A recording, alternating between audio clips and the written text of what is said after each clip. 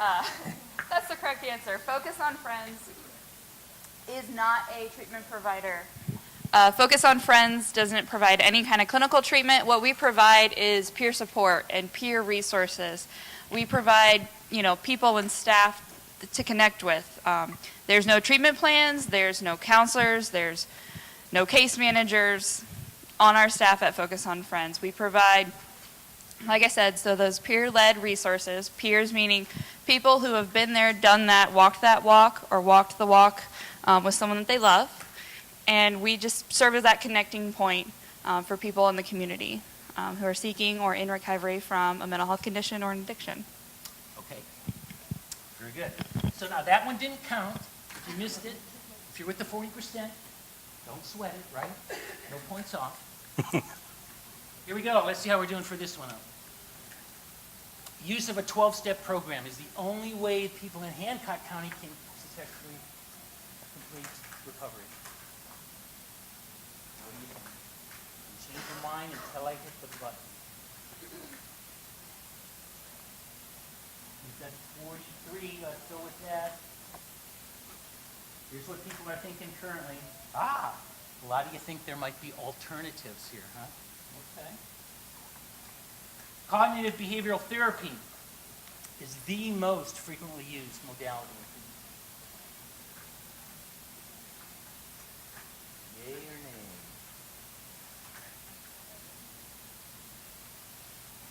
$34, $39. 5 more want to get in here? I can't tell who's who. Okay. 42. Where's that 43rd person? No votes? All right, we'll go on. Oh, okay. So we liked true better for that one. Most frequently used. We'll see what the panel has to say about that. Recovery experience looks the same for all persons.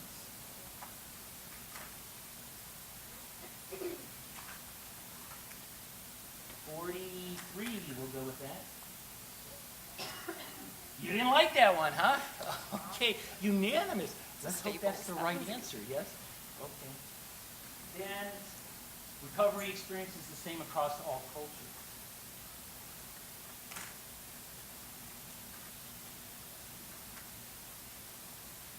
40, 41, 2. We got someone stubborn. Okay, that's all right. You don't have to vote. That's great. So we had pretty much a landslide for the faults there as well.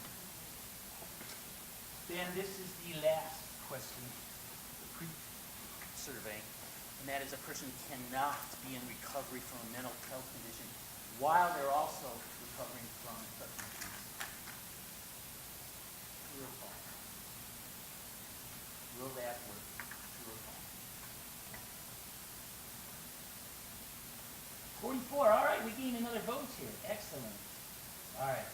Here's what people are thinking. Everyone's in one mind on this category. We'll get to the post-quiz after. So I'll invite our 2 moderator guests to go ahead and introduce the panel, and then I'll sit down and shut up finally and let you guys run with it. I'm going to turn this mic on. I'm pretty good about not picking up. Unless you got it.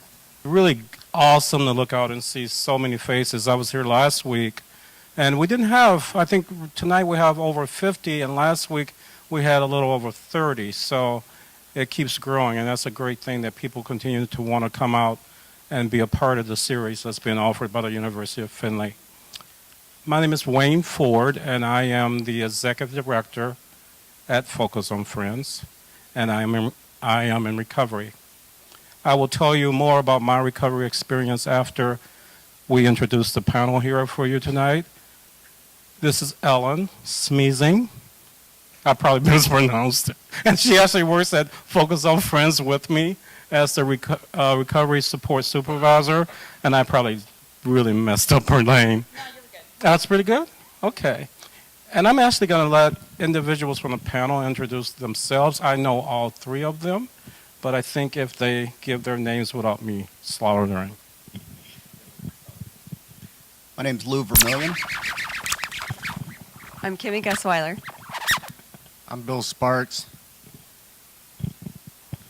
What you're going to hear this evening is the experience of 5 people that are in recovery. And as Ellen mentioned, either individually we're in recovery or we have been impacted by a mental health or an addiction issue of someone we love, a friend, a neighbor, a colleague.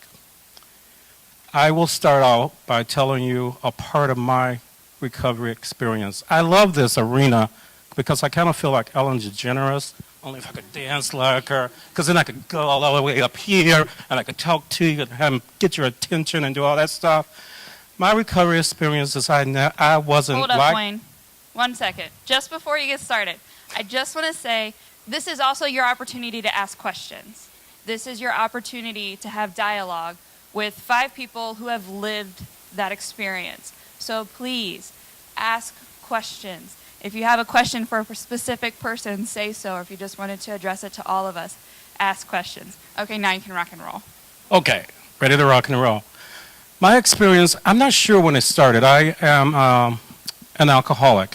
And one of the things that I experienced was that I went to school, went to Michigan State, got my degree, didn't have any problems, went back and got my master's degree, really could stop drinking, hadn't seemed to cross that invisible line that they talk about. And then somewhere in my mid-30s, I got to the point that I wanted to stop drinking and I couldn't stop drinking. A lot of stuff, as I look back, was going on in my life or had gone on in my life. A lot of trauma, a lot of things that I had never dealt with.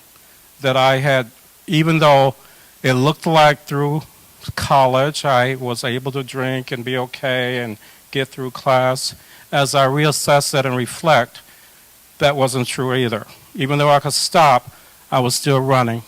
I was still hiding from Wayne. I didn't like who Wayne was. I felt bad from the time that I can remember as a child. I feared everything. I feared my dad, who was an alcoholic, coming home every Friday night and beating the crap out of my mom. So I lived in a household of domestic violence. I'm going to give away my age. For the first 2 years of elementary school, I went to an all-black school. The schools had not been integrated. In the 3rd grade, the schools were integrated. My father's brother moved from Minneapolis, back to Arkansas. He enrolled his children in an all-white school.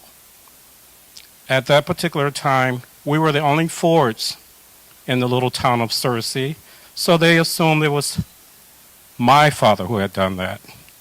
So we had shotgun blasts through the window. We had crosses that were burned in my front yard. And in the 3rd grade, when I went to that all-white school, I noticed something. I noticed that their books were new and all the pages were in them. At the school that I had went to previously, we had books that the pages weren't even in it. So I started to notice that. And I started to recognize that I was a little different. Just a little bit.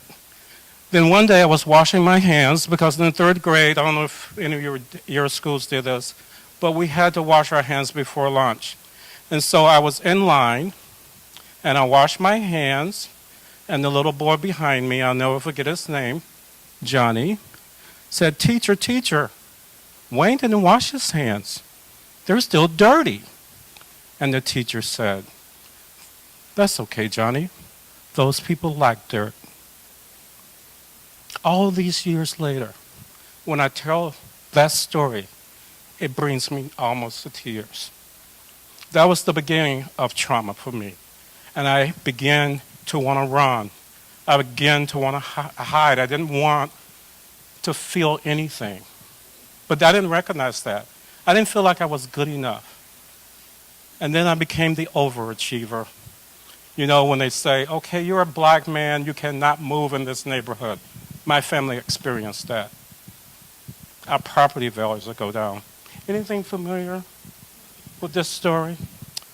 Unfortunately, I was one of those hard-headed people that once I got my master's degree and was in corporate America and I made the money that afforded me the $350,000 house, I picked the biggest house in the neighborhood that they told me I couldn't move into because I had to prove to myself that all those stories was wrong, that I was good enough. And for years, again, I ran and I hid in a bottle because I didn't feel like I was good enough.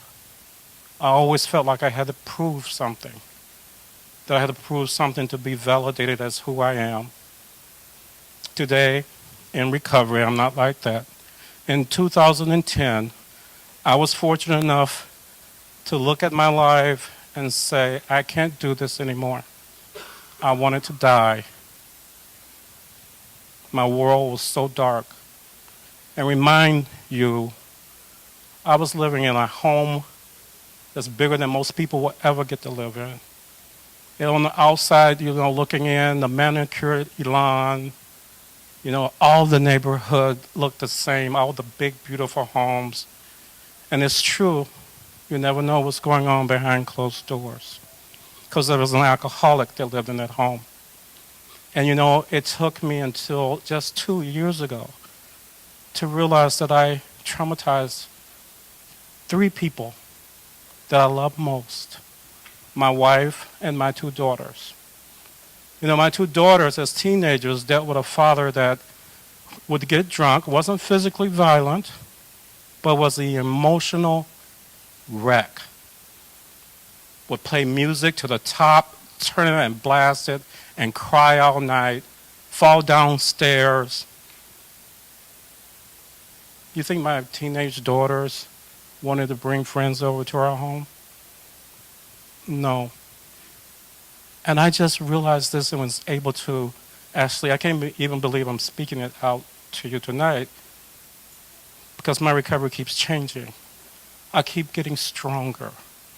I no longer need people to validate who I am. I'm proud of who I am today. My daughters have never left my side. They think they have the greatest dad in the world.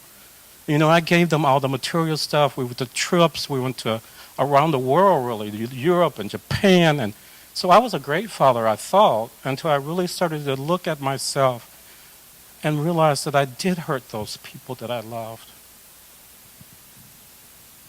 My behavior was dark. I was a really sad man. Today, I am so proud of Wayne. I can dance in the rain if I want to. I actually do dance in the rain.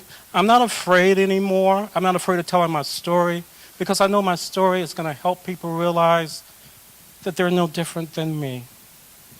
See, I think we should tell our stories more in recovery. Recovery is not all bad. There were some great things I accomplished in recovery. Shit, I started working on my dissertation in 2010. Right when I got out of a rehab center. And I finished all of my coursework, 3.98 grade point average, by the way, 1 A minus that made me sick at the stomach. Passed my comprehensive exams, and you'll be amazed that my dissertation is on men making sense out of spirituality from men who have recovered from alcoholism. I don't know how, I do know how I got that. I got that from my higher power.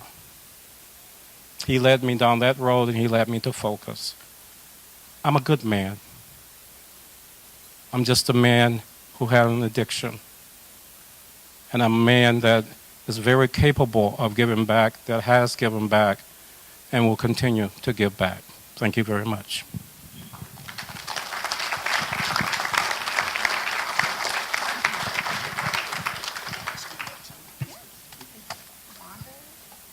Jumping jack? Yeah, we get to walk around like Ellen, too.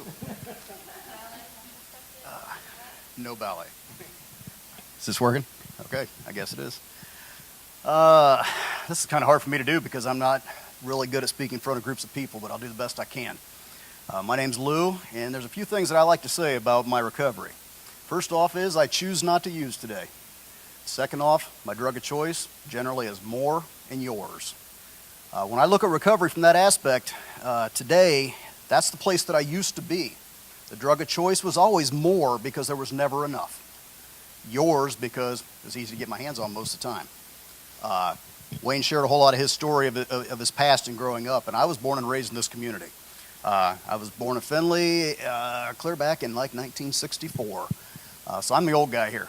And, well, I guess Wayne's a little older than I am. I keep forgetting about that part. But, you know, I was raised in a family. You don't look it, I do. I was raised in a family in this community that, you know, was the kind of family that most of the other kids my age didn't have to deal with. My parents were divorced when I was like 6 months old, so I never knew my mom and my dad together. My mom married another gentleman by the time I was 2 years old, and she was with him until I was 9 or 10 years old, and the household was very abusive. There was lots of physical and verbal abuse going on in the household. Wayne talked about trauma, and the verbal and emotional abuse that was going on in the household was very traumatic for me. Had a very large impact in most of my life. There was also an incident of sexual abuse that happened at 5 years old. You know, when I look back on that history, there's some things in there that probably will never leave me. But again, we talk about recovery, and I recover from these things. By the time I was in my junior high years, one of the first addictions that I found was food. I ate because it filled a hole in my gut. It filled a hole in my soul. There was something that I knew that I just needed something to make me feel better, and food was the first thing I found that made me feel better. And I got to be a very large kid. In my sophomore year, I was 270 pounds. I was bigger than most of the football players in my school, and they wanted me to play football, but I wasn't that kind of guy. I wasn't going to get out there and play. I was too busy being out in the back alleys, smoking dope, drinking beer. You know, at 16 years old, I was able to walk into a Main Street bar of Findlay, and numerous Main Street bars of Findlay, and I could belly up to the bar and I could order a beer by myself. I didn't have to worry about the age limits or anything else. The other thing that happened at 18 years old is most people in here, unless they've got some years on them, don't know anything about 3-2 beer. But 3-2 beer is what we drank back then. And they had a law that changed between the ages of 18 and 19 for me. I could buy my 3-2 beer until I got to that age of 19, and all of a sudden I can't buy beer anymore. At the age of 19, I was already a full-blown alcoholic. I remember my mother at one point saying, you know, you drank 7 cases of beer this week. That was a statement that I'll never forget because I was not sure if I should be proud of that or embarrassed by it. You know, there was a part of me that was really proud of that statement. I drank 7 cases of beer this week. That's a good job. Well, yeah, but look what else it did to me. I was the kind of person that because of all the stuff that was going on in my life and I couldn't talk about it, I would just take a few too many pills and drink a little bit of beer, and next thing you know, I would end up in the hospital. I'd have my stomach pumped. I've had my stomach pumped at least 4 times between the ages of 18 and 19. I sometimes joke about the fact that I started liking that taste of that charcoal, you know. Kind of sad when you think about it that way. My first attempt at recovery was at 19 years old. I did that suicide thing one too many times, and they told me, you know, if you keep doing this stuff, you're going to die. And I didn't care. But I didn't know how not to do it because the pain inside of me was so great that I had to just try to end that pain. You know, when I think about it today, they had me seeing a psychiatrist, they had me seeing a psychologist, they had me seeing somebody at Century Health, which was called something else at that time. And they had people that were there to support me and try to help me. But at that time, I also can remember making a decision that it was probably better to be insane than it was to be an alcoholic. For me to, at 19 years old, think about never being able to drink for the rest of my life, there was no way I could fathom that idea. So I go to this psychologist and psychiatrist, and I started seeing these guys because, you know, it didn't have the stigma. You know, so I could go in and talk to these shrinks, and it was okay. I stopped drinking for about 8 months, but I didn't have any recovery time. I just stopped drinking.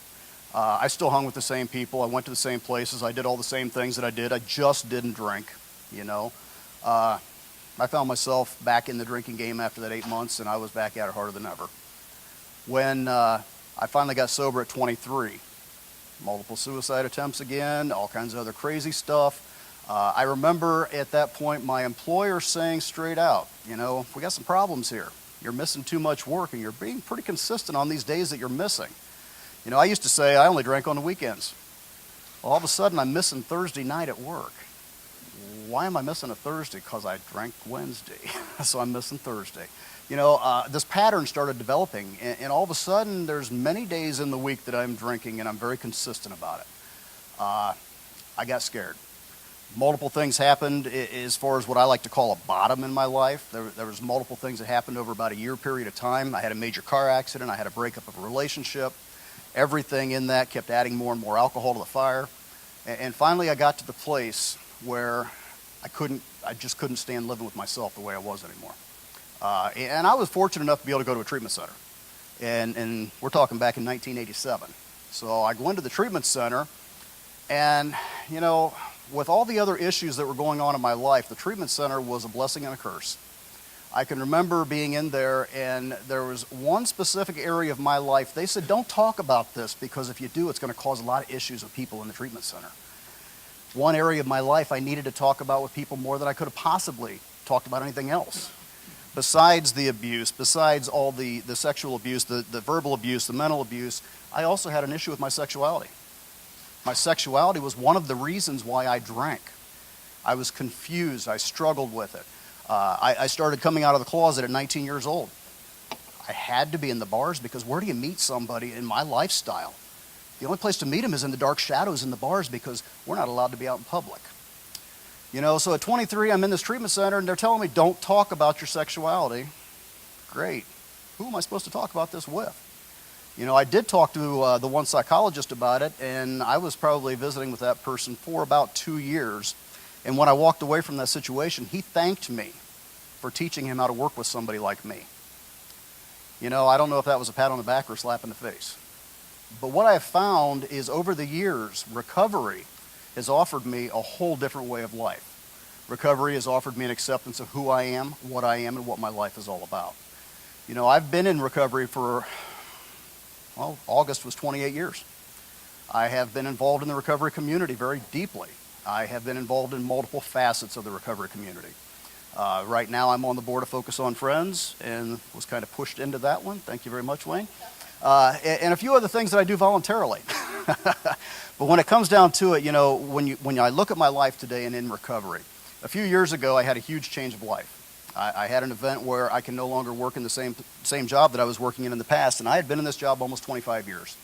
I had back surgery, and it took me out of this job. I was scared. I had no idea where I was going to go, had no idea what I was going to do, and I started going to school. At 46 years old, I walked back in the doors of a college and said, well, I guess I'm here to learn. Had no idea what I was going to do. I started taking all my gen eds and all that kind of stuff, and I had this idea in the back of my head of what I was looking toward. And recovery has made me a more compassionate, more empathetic person, and has allowed me to see other people for where they're at, start where they're at. And because of that, the goal I started working toward was social work. And I'm now a student at the University of Findlay in my senior year. I can say that with some pride today, because I've worked my ass off. And, recovery has given me that, but it has also given me my home. I'm a gardener. If anybody's ever been to my house, the garden is the whole yard. It's not just a little patch here and there. It's the whole yard. My life has gotten so much different and so much better. I actually have a relationship with family members today that I had lost for many years. Recovery for me is so much more than just not drinking, just not using. Recovery for me put me into community again. Today I am actually a part of community. For the longest time I wanted to isolate, I wanted to be left alone. I like to be a loner a lot of times. But I also enjoy being with other people and being out and being an active, productive member of society. And it's taken me a long time to get to that place. I don't really know what else to say without stepping on my own toes, so I guess I'll let somebody else speak next.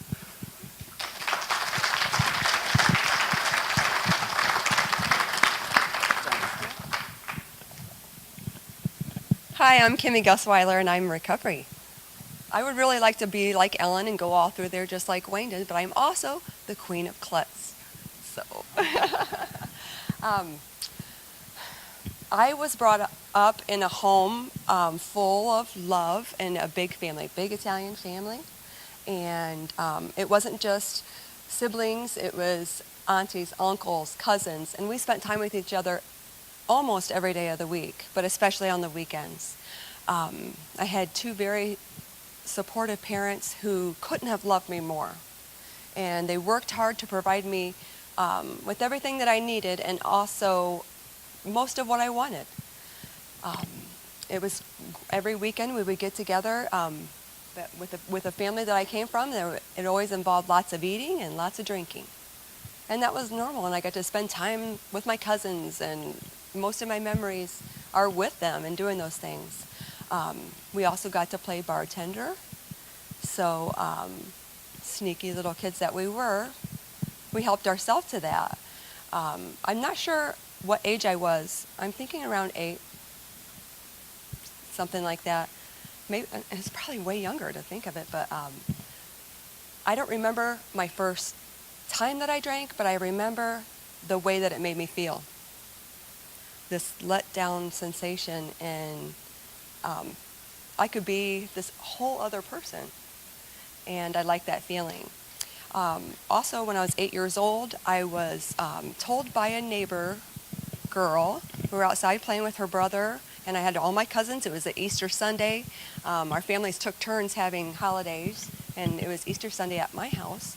We were out playing, and they were in a big fight, the brother and sister neighbors were, because the brother told the little girl that she was adopted, and she wasn't happy about that. I'd never heard that word. I had no idea what it was. No, I'm not. Yes, you are. No, I'm not. Yes, you are. Back and forth. And she goes, I'm not adopted. She is. And she pointed to me. Not happy. I don't know what it was, but I was pissed. So I ran home to this big Italian family, and I'm sure, as you see with the hands, it was really loud in there. And I just wanted to get the attention of anybody that would listen to me. And that was a hard thing to do. So I sat in the middle of the room, and I screamed, Amy said that I'm adopted. In that big, crazy loudness of a holiday dinner in my family, silent. I felt this sinking in me, I'm going to get the butt whooping of my life. Because let me tell you, my parents just didn't do it. My aunties and uncles had full reign to do it. Zata zi. So they sat down and told me how special I was and how much that they loved me. And I was even more special because my parents got to pick me. All the other cousins were just stuck with their mom and dads. So I also was physically different from them. I think it was from that point on that I felt different. I felt alone inside a home that involved a huge family. I looked different. I talked different. I was blonde hair, blue eyes. They're all dark haired, and I think it's that point when I thought that love or acceptance or fitting in was something that I had to earn. So I too became an overachiever. Thinking back on it, I didn't have other people saying, you have to be the best athlete. You have to be the best gymnast. You have to be the best student. You have to be the best sister. You have to be my best friend. I don't think anybody put those expectations on me but me.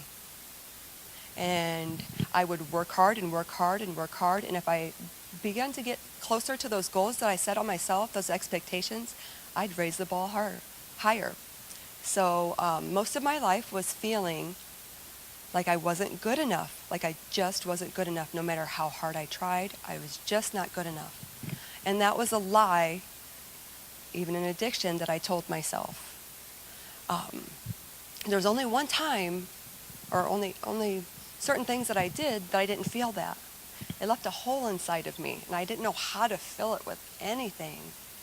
But I knew if I drank enough, because I became quite the drinker at a very young age, and was so proud at high school that I could drink all these guys under the table because I wanted to be everybody's friend. I was that high school cheerleader. I was that volleyball player. I was that basketball player. I was the softball player, and I kept stats for the baseball team. And sometimes the wrestling if it didn't, involve that. But I couldn't just be friends with all the athletes and the jocks, I had to smoke weed across the street at Smoker's Corner because I wanted them to love me too. I wanted everybody to like me, and I also had to hang out with the people in the band because I wanted them too. Nothing was enough, including my drinking, smoking, everything. Nothing was enough for me. So, like I said, I even went on, became a high school volleyball coach, a Cub Scout leader, sports boosters, PTO. I had to just do everything, everything. And I am a very proud mother of 5 boys, and I also have 3 bonus boys who are quite the best too. When my first son was born, he was the first blood relative that I had. And I looked at my mother when they laid that baby on my chest. I didn't look at my husband. I didn't look at the baby. I looked at my mom and said, "You love me this much. I can't believe, I'm so sorry everything I put you through. I can't believe it." And she said, "Guess what, honey? That one's going to put you through that much, and you're still going to love him that much." So that was then that I vowed that my son was never going to have a hole in him like me. I was going to do everything that I could to prevent it. And then I went on and I had 4 more. And I made that vow to each and every one of them. My boys also worked hard. They were great athletes. My oldest son set a lot of state record and national. Went on to be a collegiate athlete. Very proud of him. He did that. He worked that hard. Again, still drinking in every aspect, using drugs secretly, because I couldn't have anybody think or know that it took more for me, that when I put these things in my body, that I had a different reaction. So they may only have a couple drinks at dinner. Well, I'd have a couple drinks with them and then go and have my own stash somewhere else or my other things.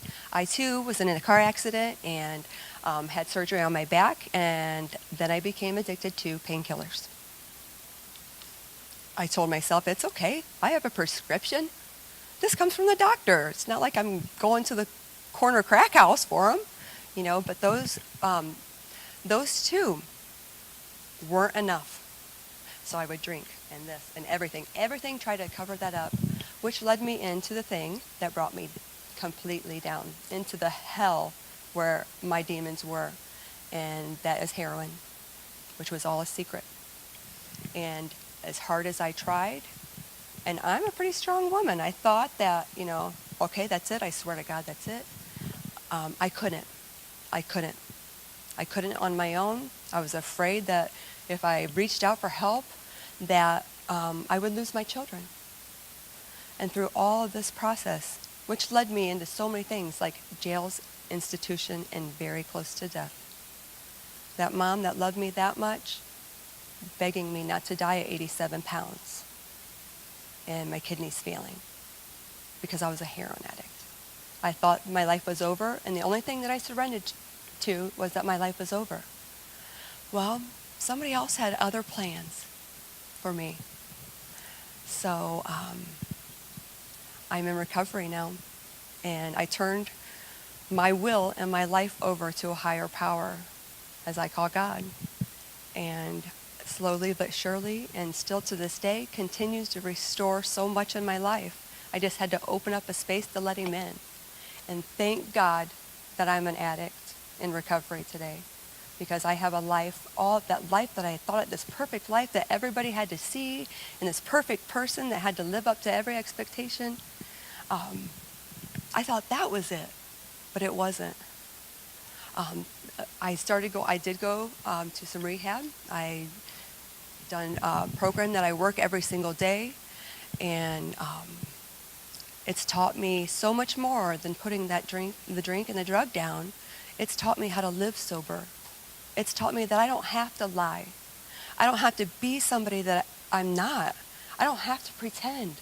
I don't have to hustle to get this or that, or have to have this or that. That's what it showed me. It showed me how to live a life of gratitude. Even thanking my God every day, even in the bad times. And that's a hard thing to do.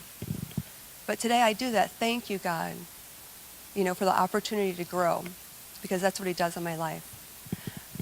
Is my life perfect? I mean, as in, do I still have problems? I still have problems. But I don't have to drink and use today. I have great people that I can share those feelings with. And I have great friends. It's more my family. As big a family that I come from, my recovery family is bigger.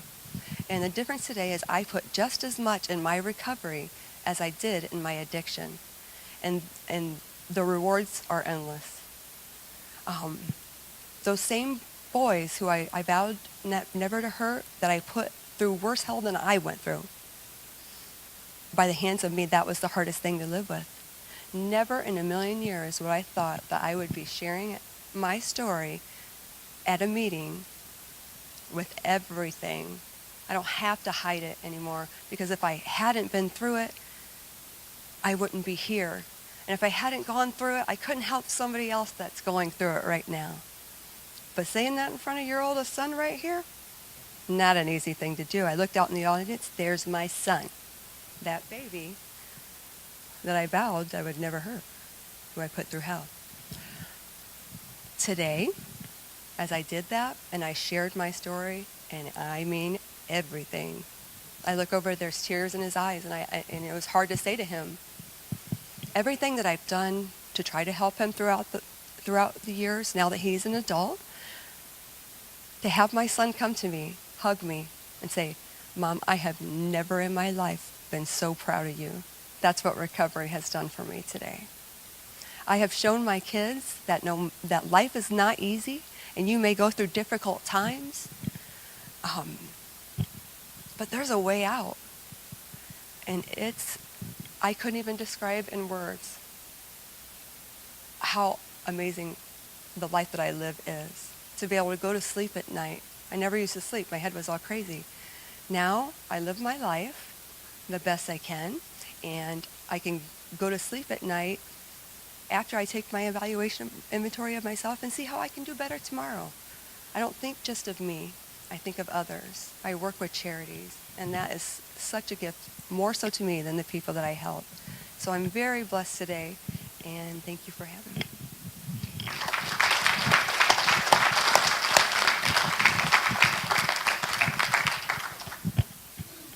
My name is Bill Sparks. I'm in dual recovery. If you're not sure what dual recovery is, that just simply means that I'm not only recovering from substance abuse, I'm also recovering from mental illness. I'd have to go back to my childhood when this all started. You know, I as far back as what I can remember, at the age of 3 or 4, I was molested by a cousin. And it was just all my life I was very mixed up sexually, and I believe a lot of that has to do with the fact that it started at such a young age for me. But anyhow, I'm the oldest of actually 8 kids. I had a brother that passed away when he was at 7 weeks old. There's 7 of us living. I'm the oldest out of us all. And you know, when I was growing up, at first it really didn't bother me, all brothers and sisters showing up. But later on in life, as mom and dad's popping out more kids and stuff, I'm becoming a little more resentful because, you know, I realized that every time they're popping out a kid, it's taken from the rest of us. So I started becoming resentful towards my mom and dad at that point.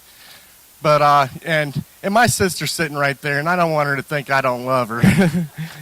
But you know, but every time my parents had another child, it took away from the rest of us. I can remember times growing up that I had to go without a pillow in order to provide a pillow for one of my brothers and sisters, and I just remember going through stuff like that all my life, and you know, I started becoming a very bitter kid, and you know, I'd act out in school, and it was just, I was always getting in trouble over something, whether it be with mom or dad or my parents having to go to school to get me out of trouble again. And I'm gonna back up a little. Closest person I was that was to me when I was growing up was my grandmother. she was my world, and you know, I thought the world revolved around my grandmother. I thought she hung the moon, and when I was 9 years old, I came home from school one day and found out that she had died that day. She had shot herself earlier in the day, and I grew up always wondering what it would have been like, because you know, my parents, although they did the best they could by me, there was a lot of messed up stuff when I was growing up. You know, my dad, he liked to drink, and my mom, she'd spend a lot of her time at the bar and with him, and I was at home stuck taking care of the kids all the time. I really felt growing up that I was more of a built-in babysitter than anything, and you know, it was very hard to handle. I was in school until I was about 20 years old. My high school years, I've been to so many schools. I don't know the name of them all. We would move around a lot. Every time we'd get settled in, Mom and Dad would be moving us off somewhere else. And I couldn't tell you the name of all the schools I've been to, but everywhere I went, I was well liked, except for the last school we stopped at during my school years. We moved to Van Loo, and I was the poor kid, always coming to school smelling like kerosene because we ran kerosene heaters, and I was the one that got made fun of all the time. And there was the last school year that I was in school, the principal sat down with me and my mom and asked that I not come back the next year because they were worried that I was going to go to jail. You see, they claimed that there was 20-some fights that year in the school, and all but 2 of them involved one of the Sparks kids. And they were worried I was going to end up going to jail or end up going to prison over getting in fights with younger kids. And I was an adult at that point, although to me I didn't feel like I was an adult. But so they sort of sent me on my way. I finished out the school year that year. They told me that if I finished out the school year and then I went and did some work program, and they'd help me get my GED and find a job and stuff, and so I did that, and I started drinking and using drugs in my teen years. I just used it I drank a few beers one night, and I realized I felt bigger than what I really was. And, you know, I like that feeling. And I spent a lot of years chasing that feeling. You know, as far as I got started on smoking weed very young. And I found that if I had a pocket full of weed and people seemed to like me a lot better. Everybody's wanting to be my buddy, and I thought that was friendship, but later on in life I found out that's something different. But you know, I could go on about all this different chemicals and stuff I've used. All I'm going to tell you is that I've used. It would be easier for me to tell you what I haven't used than what it would be to tell you what I have used. I'm a little nervous. I get a lot of times I get excited when I'm talking when I'm talking, and I know what I'm talking about. I start getting excited. I start getting passionate and stuff. So if you hear my voice raising any, that's not me becoming a wild man. I'm just passionate about recovery, and you know, because what I can tell you is recovery's done more than save my life. It's given me a life worth living. And if you don't learn anything tonight, I hope that's the one message you get from us, is that recovery changes lives. And you know, I was diagnosed with bipolar when I was 18. I was diagnosed as bipolar when I was 18. By the time I was 27, I I went unmedicated. My dad always told me when it came to taking medication, that's just the doctors trying to get you hooked on medicines. You don't really need that stuff, and I bought into that, and I went a lot of years unmedicated. Well, in 2000, I was 27, getting ready to turn 28, and I decided I didn't want to drink and drug anymore, and decided I didn't want to drink and drug anymore, and I tried putting it down, and I did put it down. And then I tried going to church a few days later, and here I am detoxing, and I go in there and have them fill my mind with all that stuff, and I come out thinking I'm things I'm not. What I came to find out, I wasn't bipolar. You see, I'm schizoaffective. I'm schizoaffective. If you, I don't know how to clinically explain this, but I'll do my best to explain what schizoaffective is. A bipolar person, their mood's right about here, or a normal person's mood right about here. Well, a bipolar person, when they're happy, they're way up here. When they're sad, they're way down here. Well, I go through those mood extremes, but when I get sad or depressed and go down here, I start becoming delusional. I start thinking things that aren't real. And, it's taken me a lot of years to recover from that. I started going to Century Health back in, I think I first started going to Century Health in 99. I seek some counseling from them, but after I was diagnosed with schizoaffective disorder, I started seeing them after that for that. And, it took 5 or 6 years before we finally got my medication right. I've been on so many different medications. I've been on medications that make you feel like a zombie, and I've had medications that'll make it to where you can't get up out of bed. And, it took a lot of years to find the right medication, and I always blame the doctors. It's their fault. But I didn't communicate with the doctors at all. You want to put me on that? Okay, we'll try that. And, about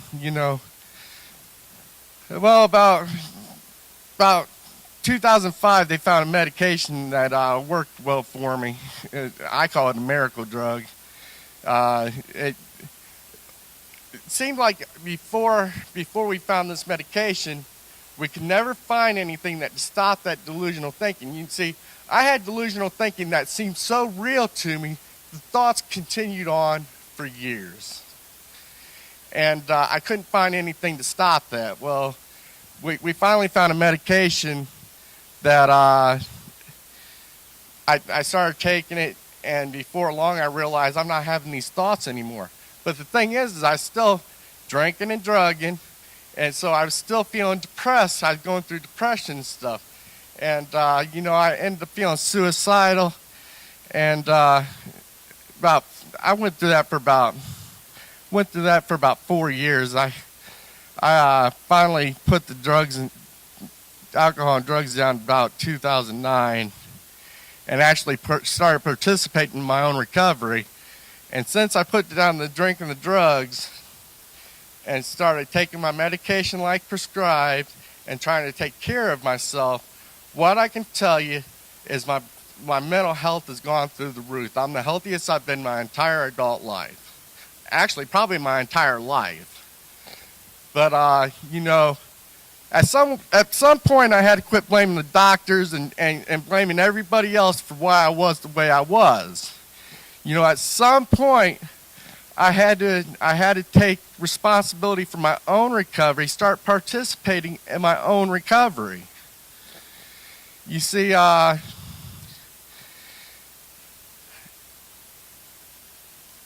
always thought that somehow God was going to send down this bolt of lightning and strike me with it, and all of a sudden I'm going to be cured. Well, that's not the way it worked for me. You can see, I had to to this day, I put in a lot of work towards recovery.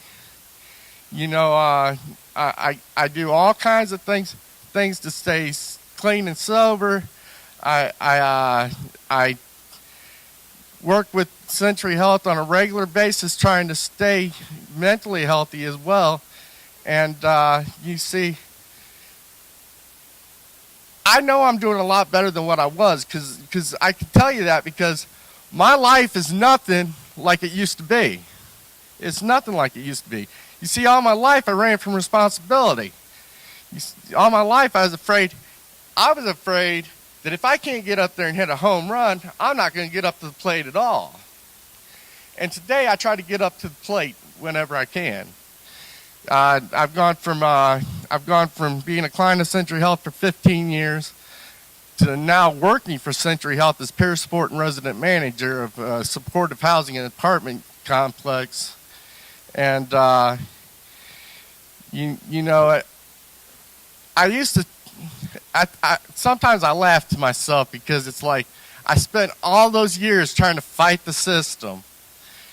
You know, now it's kind of cool because I feel like I'm a part of the system now.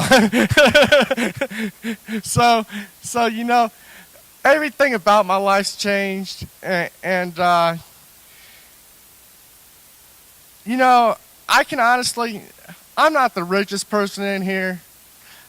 I don't have a significant other. I don't have a lot of the things most of you people in here have. But what I can tell you is I'm the most blessed person I know, because although I don't know what you had to go through to get what you've got, I know what I had to go through to get to where I'm at.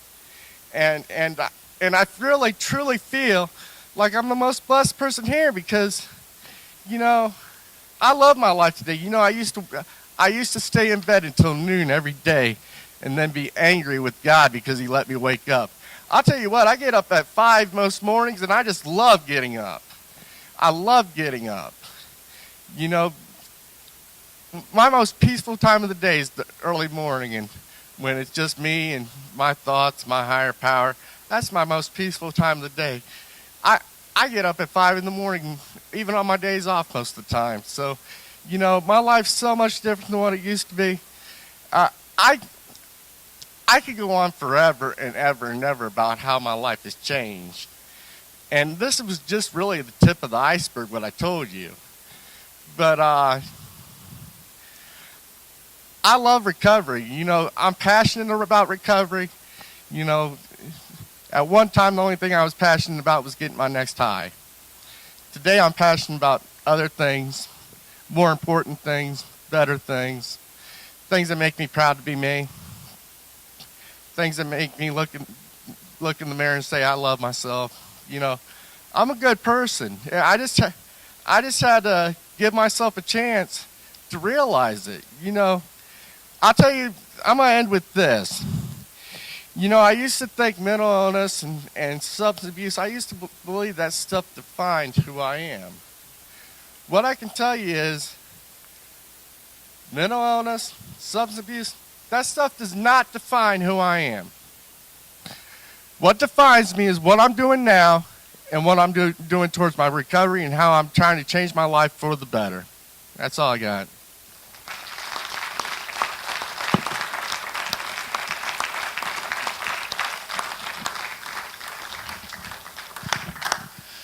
All right, so that's kind of a hard act to follow. I'm not a morning person like Bill, though, so kudos for getting up at 5.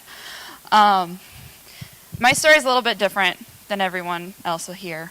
I'm also younger, no offense. I'm 24, and my story is a little bit different. I'll give you kind of some of the highlights. I had a bit of a chaotic childhood, but I came from a very German family. I came from a farming family. You don't talk about your problems. You don't, heaven forbid, you talk about your feelings. Like, those don't exist. And that was okay in my family. That worked for us. But when I was 13, I was sexually assaulted. And that shattered my world. That shattered my little 13-year-old belief of who I was, where I belonged in the world. I no longer felt like a person after that. I knew that my parents loved me. I knew that my parents valued me. I knew that they would miss me if I was gone. I knew that they would do the best that they could for me. I knew that they would try to understand me. I knew it. I knew those things. But I did not feel that way. I did not feel valued as a person. I felt lower than dirt. I felt like I didn't exist. I didn't deserve to exist. Because everything that I thought was the truth wasn't. It wasn't the truth anymore. I didn't feel like anyone would understand what I was going through. I didn't feel like I was even worthy of being loved. And it got to a point that I saw two choices before me. I was either going to take my own life, or I was going to find something to help with the pain and just the feelings that I had. All those yucky, gross, nasty feelings. And you know what? I chose life. And that kind of sounds weird. I didn't want to die, so I started using drugs. Now, I didn't drink underage. I didn't have my first drink till I was 21. Never drank underage. I never smoked pot. But I knew that I needed to do something about the pain that I felt. Otherwise, I was going to take my own life. And I didn't want to do that. So what I did my research. I did my homework. And those of you who know I'm a little researcher, so it won't surprise you. Yeah. I could tell you the chemical compounds, I could tell you the chemical makeup, I could tell you how it breaks down in the body, I could tell you the side effects, I could tell you, where it came from, its origin, and I could tell you that I knew that I really didn't know what I was going to be getting. I knew that. I knew I could die. That was an acceptable risk for me. Because again, I was at those two choices. Find something to deal with the pain that I'm feeling so I can live another day, or die. It was an acceptable risk. I went to a high school known for drugs, and I was also the youngest of four, my sisters, both valedictorians of their class, my brother was third in his class, wonderful, popular, lovely people. So when the little smeezing girl goes up to the drug dealer and says, "Hey, I need something. This is what I want. Where do I go get it? How do I use it?" They were like, "What?" But then they thought they could see I was serious, and I'm a customer, and drugs is a business. I had money. It was good. I actually had someone show me how to use heroin for the first time, intravenously. I would use my feet to hide, so I wouldn't have any track marks, because I always had shoes on, always had socks on. And you know what? The first time that I used was the first time I had slept all night long in 3 days. And I was like, whoa, that's awesome. I don't have nightmares. I can sleep. I can get up. I can function. Yeah, I don't feel great, but I can get through that. It's just, having the flu. And then I could modulate, and I knew when I could get my next fix, and it was all okay. I could function that way. I graduated high school with over a 4.0. I was addicted for probably 3.5 years. And then it came to a point where I was lying on the living room floor, and I just decided, I didn't decide. Actually, a good friend of mine called. I had decided to use that night because I was going to just kind of unwind, relax, so I could go to sleep and just be out. And a good friend of mine called. His name was Mike. Changed my life. And I answered the phone, and he could tell I was pretty much just gone. Could barely get words out. But I had this random moment of clarity, and Mike said, "Ellen, what's wrong? You are a beautiful, smart girl. You don't deserve this. You are better than this. Call me in the morning." And for some reason, it sunk in. I don't know why. Mike was just a friend I had met who had struggled through some stuff too. But it sunk in, and for the first time I was like, holy shit. Somebody values me. Like, somebody thinks I'm smart and I'm beautiful and that I'm worth it. Why don't I think I'm worth it? Like, that doesn't make sense. If they can see it, why don't I see it? And that was my moment where I was like, okay, I'm done with this. I am better than this. I don't really believe it. I believe it right now. But I'll figure it out. And I never used again. Not once. Not ever. And it was a long journey for me. It was a long journey because I used so I could sleep, so I could not feel pain. And all that came back, which was just awesome. Just awesome. Yeah. Definitely want to have, insomnia, nightmares, all that wonderful stuff that goes along with it. But I was able to find what works for me. I'm a big reader. I read a lot of self-help books. Best book I've ever read in my life was written by a Cherokee man. Helped me make sense of what happened to me. Helped me make sense of how to get out of it. And I was like, I'm not alone. Like, there were others like me that's why he wrote this book. Like, that makes sense. And I also did a lot of kind of some Buddhist meditation. I never really did treatment. That wasn't for me. Funny, I'm a social worker now. But that just wasn't my path. But being in recovery, being healthy, being loved, and being able to give love has just phenomenally changed my life. I, at one point, didn't care if I lived or died. I honestly could not imagine me living past 20 at one point. Never thought I'd be even 20. And I'm 24. And I'm now imagining my life at 80, 90. How cool is that? I was able to graduate from college 3 times. I have 3 degrees. I have 2 professional licenses that I'm wicked proud of because I worked really hard for those. I'm able to have relationships with my parents, with my sisters, with my brother, with my adorable little nieces, and my dog. I love my dog. Just to be able to know and stand up here and to say with confidence that I am valued is huge for me because I didn't believe it. I didn't believe it. I know that I am valued and I am loved and that I don't have to do things alone anymore. That's also super cool. And I know that there are people compassionate enough and loving enough to try to understand what I'm going through, where I've been, and where I'm going. And I think that's just awesome. That's why it's led me to the work that I'm doing. Because I want to be that person for someone else. That if they can't see the hope, I can see that for them. Because I see potential in everybody. There's a little light in everybody. There's hope for everyone. No matter where you are, no matter where you came from, no matter where you think you're going, there's hope. And by golly, I will hold that for you, and I will light that flame for you over and over and over again until you're ready to take that towards yourself. That's why I do what I do. That's what recovery has given me, just this limitless hope and wonder for the world. And I'm just really excited to see what I'll be like when I reach, these ages. I love you. So, with that,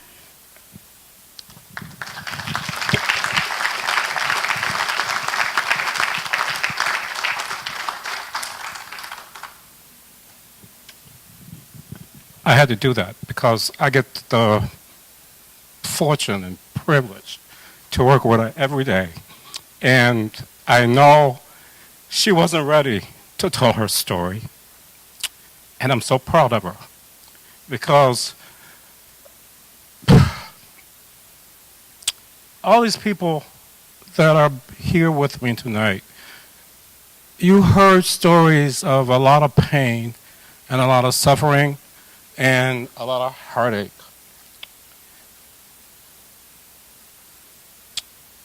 Not everybody in recovery has been abused. Not everybody in recovery had parents that were alcoholics or drug addicts or divorced. I just learned today that there's someone in recovery on every baseball team in our country. Recovery doesn't just happen. We work our asses off for it. We end up facing who we are. See, I think we are strong, and I think we're fighters. And I think once we start standing up in the numbers that are out there and letting this world know who we are, we can change this world. Because I think a lot of people get recovery mixed up with something like, those people are sick. Those people are bad. I don't want those people around me. They can't live in my neighborhood. When they're right next to you every single day, giving back, loving, supporting one another, supporting you, your doctors, your pilots, your policemen, your firemen, your nurses. They're all, someone in all of those professions are in recovery. Teachers, principals, professors, CPAs, government, a president while he was in office. So we need to stop being ashamed. We need to stand up and stand up tall. And I'm so proud to be here with this group of people tonight because, you know, by them telling their story to you, I hope you see the strength in how we share our stories and who we are. We're individuals. We're strong as hell. And we're brave now. We're brave. I had no idea she was going to say what she said. She wasn't ready. I had no idea what anyone would say. We don't rehearse this. It just comes out. Because we are in recovery. And I, Bill, you may be the blessed one here, but I'm awful damn blessed too, buddy. We all are so blessed. We don't need to hide and hold our heads down. If anything, we need to raise our heads up and start screaming and letting people know. And I believe that everybody in here is recovering from something. You may not even know it. You may be in denial, but you're recovering from something if you're living this life that we're living. This gift has been given to us. And you may be able to be recovering in a different way than all of these people up here. We need each other. Get over the us and them. Get over their going to bring down the property value. And they're going to tear up our communities. Get over it. We're here to stand up tonight. Thank you.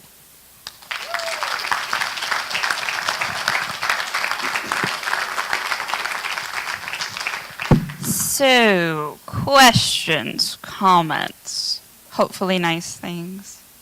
Doesn't have to be. Doesn't have to be. Yeah. Whose? Any of us? It varies day to day. You know, just depending on, I guess for me, it depends on just what I'm going through. You know, right now my struggle is not to be negative. You know, because there's a lot in this world, you know, that tries to bring you down. And I know what it's like to be down. And so my struggle is to stay up. You know, to find that positivity, to find that good in something, in someone, no matter what. That's mine right now. I don't know exactly what my daily struggle would be so much. When Ellen brought up just the word hope, you know, that's the one fire that keeps me going on a regular basis. There's been a lot of my friends die in the last couple of years. And heroin addiction has really kicked this community's butt in a lot of ways. And maybe I'm not supposed to say something like that, but I'm going to put it out there for myself. It's been a huge issue because I'm tired of going to funerals, to watch my friends dying. I'm tired of doing that piece of it. So that would probably be one of my biggest struggles. Okay, you stole mine. Just something. When I didn't have not 1 ounce of hope, people showed me that, and it was a struggle. And sometimes it's a struggle harder than others on different days. But knowing that there is another way, and that any of us can get that, and I guess the hard part, we're all struggling. We've lost a lot of people with this heroin epidemic. I see people come in, awful, just the way I was, 87 pounds, horrible, and then you see them grow a little bit, and you can see beyond what addiction was, or it didn't define them. You see a precious soul there again. You see somebody smiled who hasn't smiled for years. And you work so hard to keep that positive influence in their life. When they're taken home and they get somebody else just to tell them you're just a junkie. That quickly, we've lost people to that, an overdose. And it's hard to see people that you've reached out to and loved. It's hard to see them die, knowing there's another way. So I guess I'm struggling the most with trying not to be resentful and be so angry at this disease, so that. I'm going to have to apologize to you because as you ask questions, you're probably going to learn a little bit more about me because it's impossible for me to tell you everything about what's going on with me and the time that was allowed. So,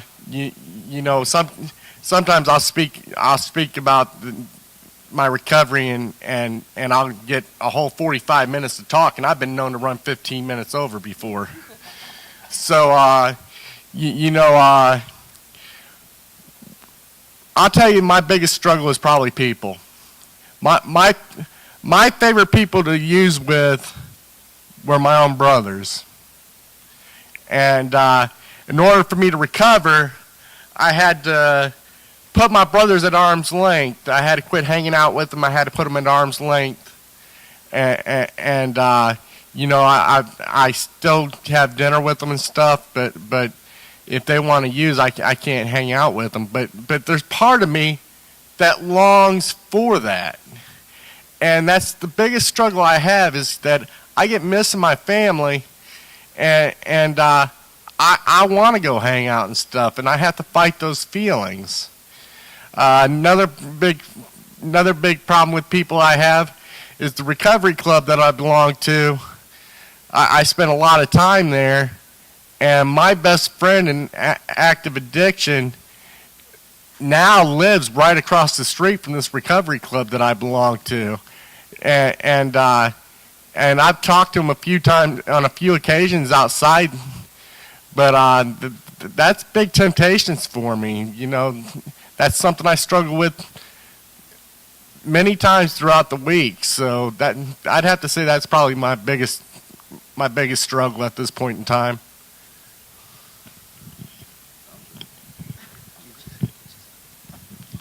My biggest struggle, as Ellen said and everyone said, it changes every day. I think my biggest struggle is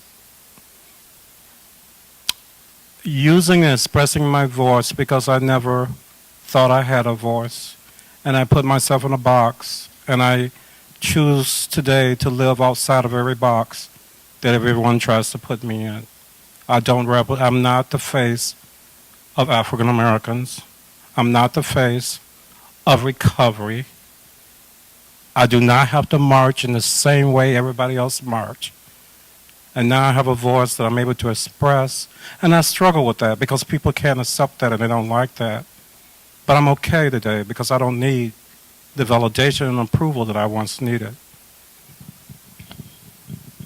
All right. So my question was, when the guy in the middle, I forgot your name, I'm sorry. Lou. All right. Luke or Lou? Lou. L-O-U. Lou, okay. All right. So when you started speaking, you said when you were born and like around the age of 2, your mom got married to somebody else and the guy was kind of like abusive family. And when Wayne was speaking, you said you went through the same thing too, so your dad was kind of abusive, but you started drinking when you were like 30. And you started, so I'm trying to ask basically how much does family influence that kind of attitude? Because you didn't drink because what your dad was doing. You started doing it later on in life, but when you was born early, you started seeing that kind of stuff and you started drinking. So I wanted to know how much did that influence you to drink and how much did that influence you to start drinking since you did it later on? Like how much was the family impact based on what you saw as a kid? It wasn't so much what I saw as a kid. What I felt as a kid was what made the difference for me. And if you heard some of what I said, it wasn't the alcohol that was my first go-to. I was a chronic overeater first. I went to food because I felt this hole in my gut that needed to be filled up. And I can remember when I was a kid putting together model airplanes, different models and things like that. I remember one time there was one specific model I was putting together, and I kept running out of glue, and my mom couldn't figure out why. So I was only about 9, 10 years old at that time, and I was smoking marijuana at the age of 11 almost on a daily basis. I did a lot of different things before I actually picked up the alcohol. The alcohol became more regular at 16 because it was available and I could get it. Basically, my drug of choice, like I said, was always more and yours. It didn't matter what it was, I just wanted to escape. I didn't start using until I went to school at Michigan State, and I was scared. The reason I probably didn't do it before, I was too scared. I grew up just afraid of my shadow, and I had seen what alcohol did to my father, and I didn't want to experience that, so I was scared to death. And I said in my 30s is when I realized I crossed the line somewhere and I couldn't stop drinking. When I was 31, I was working on my master's degree, and I was actually writing a paper, a UAW paper, analysis between the UAW, Ford and GM contract. Boring stuff, right? And I started having flashbacks, and they were in black and white. And then hours later, they became full color, and I could see me as an 8-year-old little boy. And I was raped. When I called my wife, she lived 50 miles away. When she got to me, I was in a fetal position, and I couldn't speak. And I think as working through that with a therapist and still drinking, and I think drinking just became something that I needed to use to numb the memories, the pain. And again, it doesn't matter when I crossed over that line. I crossed over in my 30s.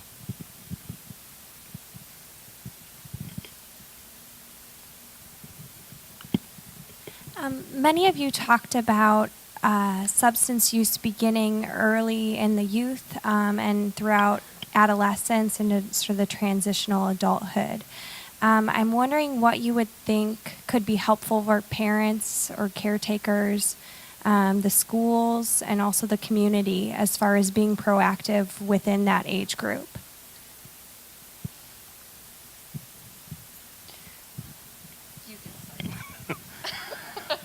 I think we need to talk. I think we need to be honest. I think we need to tell our stories. We don't need to lie to our children. Children that are as young as 8, 7 years old, they know about drugs. They're in our schools. And children as young as that also are experiencing excruciating pain. They're hurting. And we need to talk to our children and listen to them about the hurt and the pain that they're experiencing instead of thinking that everything's okay. Because it's not. You know, I spent a lot of time reflecting on, okay, was there one thing, was there something that would have kept me from going down that path?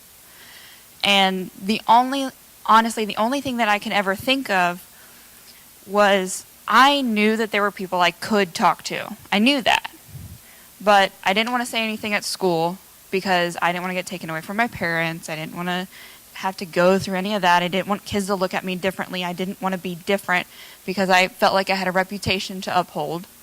I didn't want to tell my parents anything because I didn't think they'd get it. I thought that they'd be ashamed of me. You know, I thought that I just had a lot of shame and guilt about what had happened for, I know now no reason. But what would have changed for me was if I had one person that I felt I could share with without repercussion, that would just sit there and listen to what I had to say and how I felt and do just that. Not have a fear that they were going to do something with it, that they were going to hospitalize me or they were going to, tell my parents or this, that, and the other thing. That's the only thing I can ever come up with, but that's from my experience. So I don't know what the best solution is, but I do think it starts with maybe an open and honest dialogue, with your kids.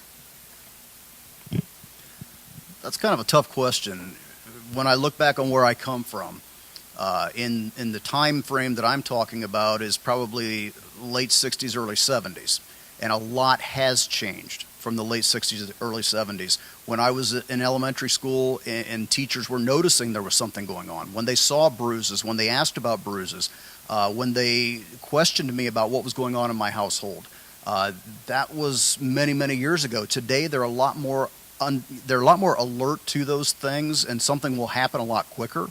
I remember a couple different points of talking to Children's Services back in the day, but there was just enough cover-up in there that nothing happened.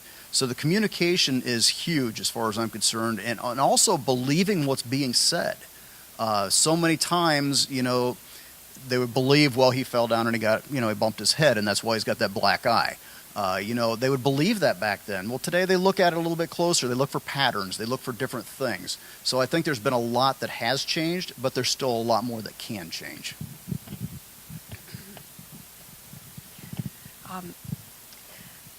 I think being open-minded enough and willing to learn about addiction, and that it doesn't just pick this old bum walking along the street. We are 5 of us up here. We're all different shapes and sizes, colors, weights, different ways of growing up. It's not just the quiet kid who gets picked on, or it's not just that, or it's not the kid that doesn't eat. There's so many things that you look on. I was in a different crowd. I was in all of them because I didn't know me. And the only me I found was in substance abuse. And that's the me I wanted to be. So I guess just for me, being open-minded to think that it's not the kid who comes from a family that's poor or doesn't have the money. It can be the rich kid who has everything and still feels alone there too. Or the middle class who grows up with great siblings and great family. This disease is not picky. It'll pick one of each out of every one of us. So I guess being open to that. That's a good question. I don't know. As far as the parents and the children go, I would just have to say, our kids, they're not dumb, and they see more than what we want to admit that they see. The most important thing is to be honest and try to have like someone had said earlier, have an open discussion. For so long the subject's been taboo and people don't want to talk about it. I'd have to say that I talk openly with my children. I let my children know what drugs and alcohol have done to me in my life, and I just try to be as open and frank with them as what I can. As far as the community goes, I don't think we have enough public awareness myself. We need more than this is your brain on drugs commercial. I see it. When I was a kid and I seen that, I was like, eggs? I like eggs.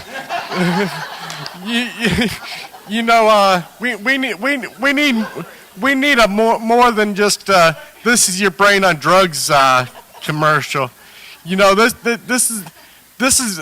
is very complicated, and we got to try to quit treating it like there's some simple answer to it. It's much more complicated than that, and we need to educate people. So that would be my opinion.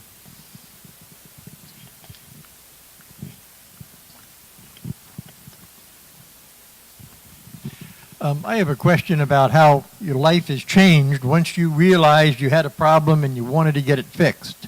I would imagine, I don't know, but you mentioned having to give up association with your brothers because that's the people you were running with and using with.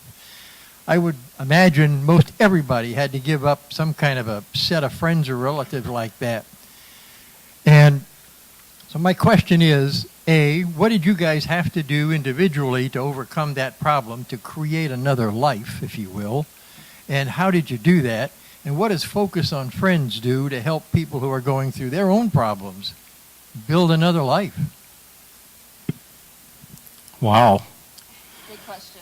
That is a big question, a great question. I didn't give up anything. I was one of the blessed people. I had 2 daughters and a wife that has stood right beside me, has never left me. I have friends that I've been friends with for over 30 years, that when they are around me, even though I tell them that they can drink their beer, they won't, out of respect for me. My siblings will not offer me. They do not do the same as my friends. They will still drink, but they will not try to coerce me into drinking. So I haven't had to change that. Focus on Friends. Focus on Friends is all about meeting people where they are. We don't want people to be anything but what they are when they walk through the door. And we want them to know that they're okay. And they can come there to heal, and they can come there and find the resources that will help them find the pathway so that they can own their recovery. Recovery is unique and is individual, as you've heard here tonight. And Focus on Friends is there to help people understand that they don't have to go down this pathway that has worked for people, because it may not work for them. That there are several different pathways that they can walk down to find recovery for themselves. I guess my biggest thing that I had to change was I moved. For me, it was huge to feel safe in my physical space. If I had that, I could work through the stuff that I needed to. I had to feel physically safe, so I had to move. And I moved a couple times, because where I was became unsafe or whatnot. So that was the biggest thing for me. But, I kind of just want to echo, and I'm sorry that there's not a more specific answer to your question about what Focus on Friends does. If it was, as Bill says, it's a complicated thing. It's not like step A, do this, step B, step C. It's more like, what do you need? How can we help you? It could be, sometimes we just problem solve with people and help them talk through to figure out, okay, I probably shouldn't hang out with my same friends that use. Sometimes it's as simple as that. Because when you're trying to process a bunch of stuff that's going on, that what seems kind of be like, well, duh, to us, sometimes can take a little bit for someone to arrive at. So we meet them where they're at and say, what do you need? How can we help you? Where do you want to go? Let's see what we can do to get you there. So it's just kind of a vague answer, but that's the best one we got. A lot of love, a lot of compassion, a lot of hope. That's a place you find hope. As far as the giving up thing, there's so many things that I can recall right off the top of my head. My dad and I were best drinking buddies. My dad and I spent a lot of time drinking in his garage. I used to think my dad was the alcoholic. And then I realized I had the problem. When I quit drinking, my dad was one of my best supporters, but he didn't stop drinking around me. And I've stopped being able to hang out with him in the garage. So it took a relationship to a whole different level, and we weren't able to do some of the same things. I had family members, my sisters, my mother, and a few other people who would literally tell me they liked me better as a drunk, because when I got sober, they didn't like me very well.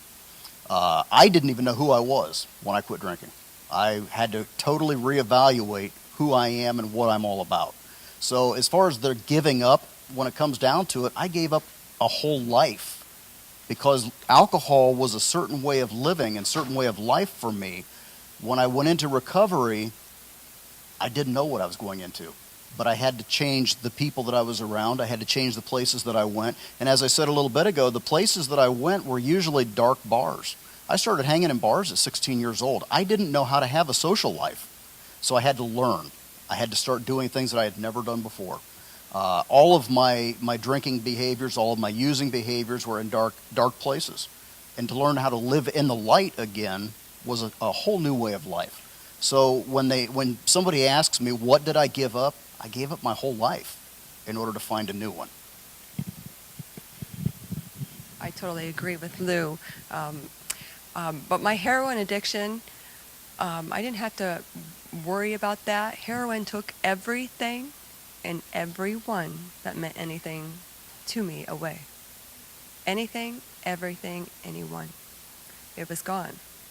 That big, beautiful house that I worked all the time for, the kids who I would have laid my life down for, my whole big family, all those friends that I was there, but if you asked each one of them, I was their best friend, everything. It took away my soul, I felt like. But in recovery, I've just found that everything that I had to put behind me has been restored 10 times over. And at Focus on Friends, sometimes it can be just a safe place to go. You know, so much of our disease is in our heads.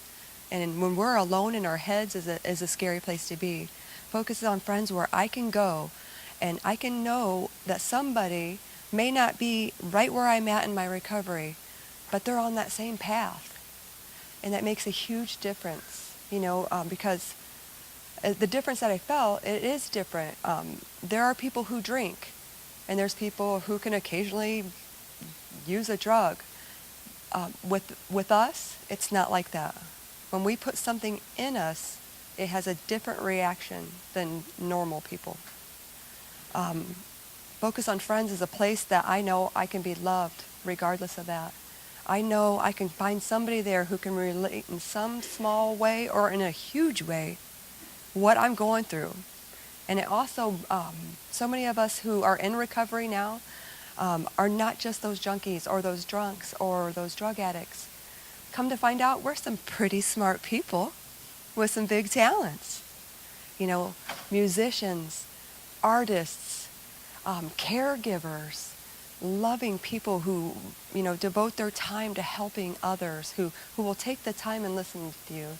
So I could just go on and on forever, but it's an amazing place where you can be honest with yourself and them. No repercussion, not worrying about how it'll affect anybody, but helping us.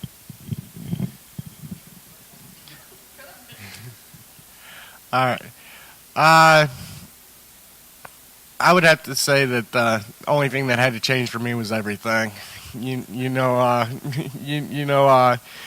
I used to think I was going to seek recovery and then go hang out in the bar afterwards, and that never worked out so well for me. I used to think that I was going to seek recovery and go hang out with those same friends, and that never worked out for me. I've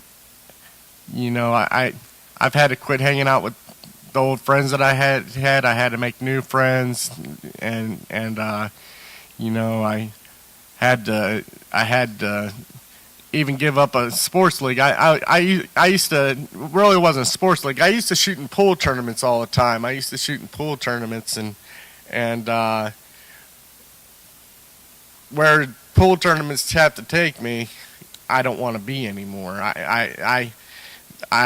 When I was shooting tournaments, I would spend most of my time in bars and stuff, and I realize if I spend enough time in that bar, I may make it through today, I may make it through tomorrow, but if I hang out in that bar long enough, eventually I'm going to pick up. So I have to stay away from those places. I have been known to stop into a bar on occasions. Usually I go with friends. We might want to stop in and listen to music or something. Usually I'll pick friends from recovery, someone that's got the same ideology that I have and is seeking the same things I'm seeking. If I go in there by myself, it's hard to say what's going to happen. So it's important that I make those friends in recovery, and just about all my habits have changed. I really can't name any. Of course, when I finally made it to where I wanted to quit drinking and drugging, by that time, that was pretty much my life. At that point, that's all that I ever did. So looking back on it, I really didn't give up a whole lot. I had gave up everything for the drinking and drugging. So, but I had to change all those friends, and I had to change some of my habits because, you know, at some point I had to decide what's more important to me. Do I want to recover and build a better life for myself, or do I want to go to back to that same chaos that I left? And I already know where that road leads. So I'm going to choose to stay away from those bars and quit hanging out with those friends and continue this way of life that I found. I think we have time for maybe one more question.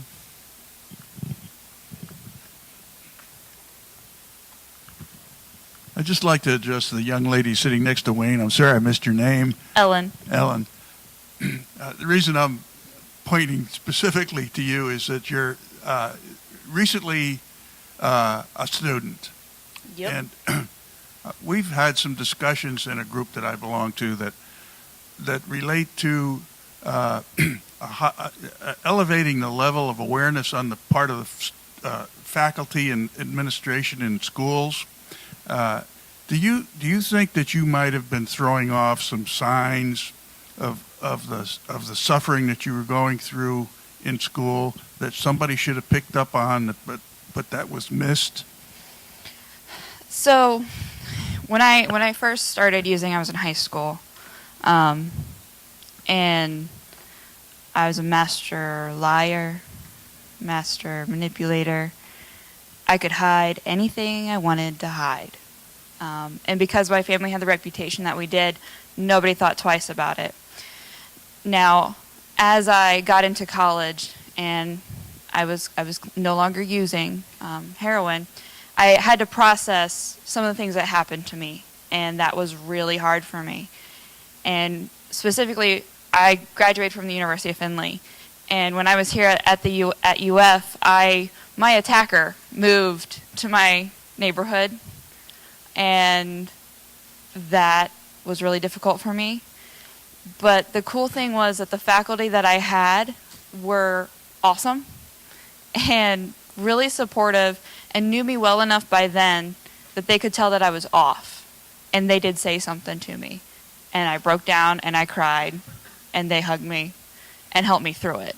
But I think sometimes, you know, so it's like one of those things, like with heroin, with other mental health diagnoses like ADHD.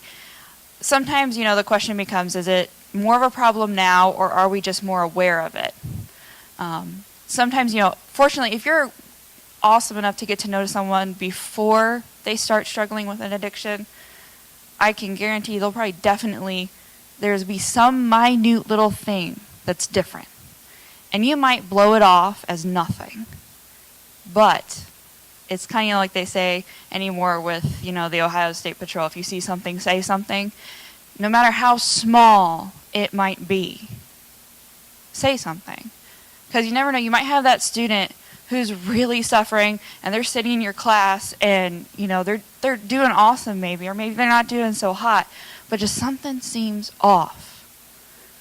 Maybe you saying something to them at that moment will be that Mike, as Mike was to me, and be that person to be like, hey, I'm valued. It's like someone noticed enough to take time out of their day to say something. So I think people definitely throw off signs. It's our awareness of them that can make a big difference. But I just encourage if faculty does see even the tiniest little thing, that a student is just off, that they say something and genuinely take the time to listen. That's the key. Don't say something and as you're rushing out the door and then, you know, oh, I only got 5 minutes. Take the time, because that student might be dealing with some stuff that's going to take a little bit more than 5 minutes. So does that answer your question? I'm going to give you a really quick answer to one of the questions that was on your pre-test. Recovery centers. I was fortunate and blessed enough to go to one of the best ones in the country down in Florida. And most recovery centers, 90% of them, use some form of cognitive behavior therapy. because our disease is of the brain, and a lot of it is in our thinking and perception of how we see the world. They believe that if they can deal with changing our thinking, they can help us change our behavior. So, survey?